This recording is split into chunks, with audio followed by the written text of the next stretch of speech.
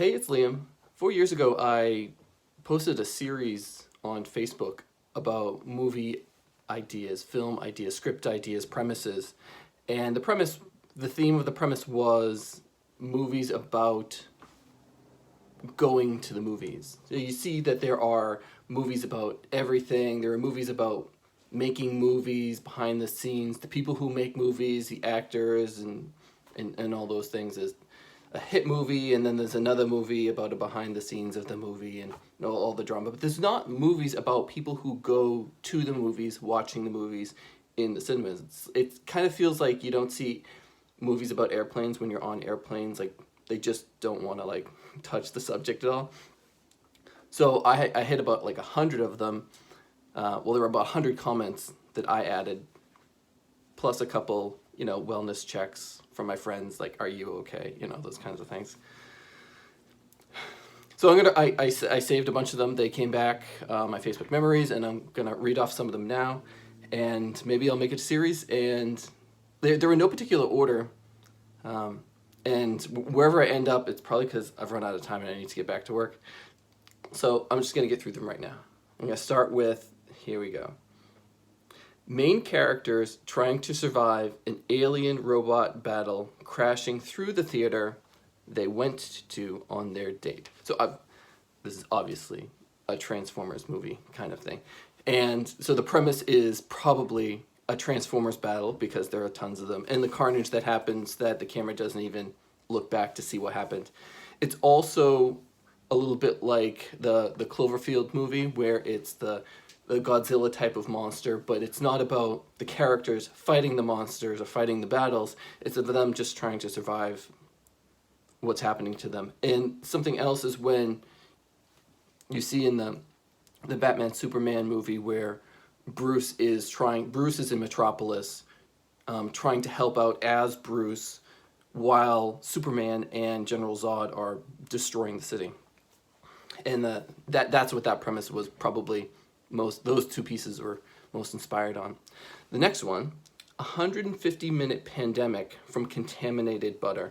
This is probably a comedy premise because food poisoning doesn't last for 150 minutes, but it's probably lots of, farts. It's like a fart movie. So is it like one of those dumb comedy movies with dumb idiots, or is it like a kid's movie? Either way, that's the whole premise, and it could go either way, couldn't it? The next one, completely different tone. Serial killer silently claiming victims in the dark during an animated feature.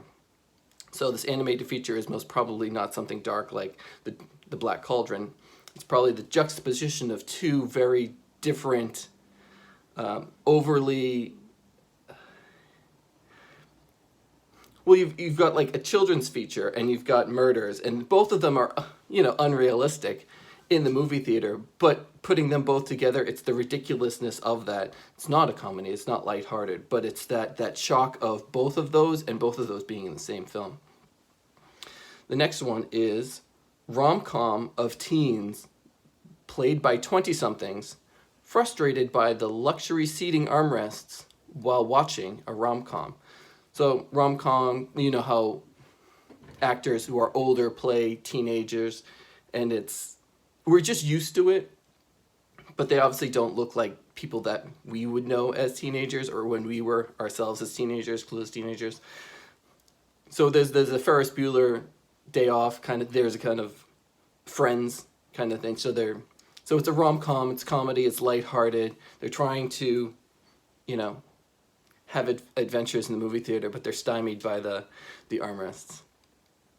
The next one is a full-length feature of the theater brand's shhh mascots. So before your movie starts, there's this little featurette, and sometimes they're very complicated, and it's all these like characters. They're either the logo or they're the concession stand objects, and they're telling you to silence your phone. And it's very complicated. Sometimes it's got a plot, and it's an entire feature-length film about them. I wouldn't say I would go see it, but it's just another premise I threw out there. I'm checking the time because I have a meeting in 10 minutes. A pensive British drama of modern theatergoers tensely eyeing each other from several seats away during the screening of a World War II histo-drama film. So this is just me trying to pack every single British genre into one. I mean, what does Britain have? What, 3 genres? And the third genre is going to be like, you know, the dry British comedy, which is hilarious. But you know, you like, oh, another British film about royals. Ooh, something about history, something about World War II. It's dramatic. It's tense. There's not a lot of communication between the characters. There's not even understanding. There's like every cliche of British cinema packed into one, except for probably like Harry Potter films, which there's been so many of them that I guess it considers its own genre. Next one is a zombie apocalypse. I'm gonna leave that in. A zombie apocalypse in a movie theater. There's nothing really to go with that. Like zombies always end this. They always go the same direction. Every zombie goes and becomes the same zombie story. Zombies are just one story. Maybe it's connected to a larger zombie universe. It's a spin-off of another zombie. Anyway, moving on to the next one. A theater haunted by the spirits of uncredited theater goers killed during an alien robot battle. This is me thinking that I'm clever, that not even 10 premises away, I have linked back to the original starting premise. So this is, you know, it's a horror haunting thing, but it's not serious. It's me just being self-commentary about my first post. So the next one is teens develop magical superpowers while watching a cursed film. There's lots of cursed things. There's cursed games, there's cursed books, there's cursed home videos, there's cursed music, there's cursed rooms, and you know, teens go and they do a thing and it's cursed. You know, they walk into it with their eyes open or their eyes shut and they don't know, they should know better. They're teens, right? But this one, they develop magical superpowers. So are those superpowers going to be good or evil? Who's to say? Let's do, whoa, I'm shaking the whole world. The last one, I want to do one more.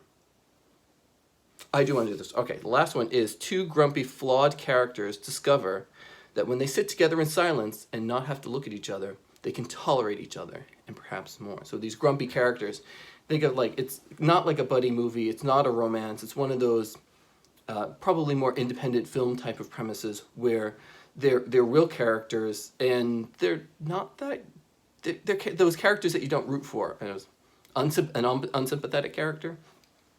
You know, she's the proprietor of a shop and he comes in every single day and makes her life miserable for his time there. And then let's say he's not there and she's like, I was expecting him, where is he? It's like, it drives her nuts, annoys her, but she does kind of expect him as part of her life. So it's those type of characters. I wouldn't say that's part of the premise, but so that you get these 2 people that don't get along, but they're always together. And when they get to do something else that they both enjoy or tolerate, and it's not like them just like kind of henpecking each other, they can actually start to break down those habits that they develop and just enjoy each other's company by not being harsh and critical to each other. So that's what an expanded thought behind that. So I'm gonna stop with that because I'm at 9 minutes. So thank you for watching. I'll probably do some more of these. The next one, I'm glad I stopped on the one that I did. So thank you for watching. This has been Liam from Base Dated.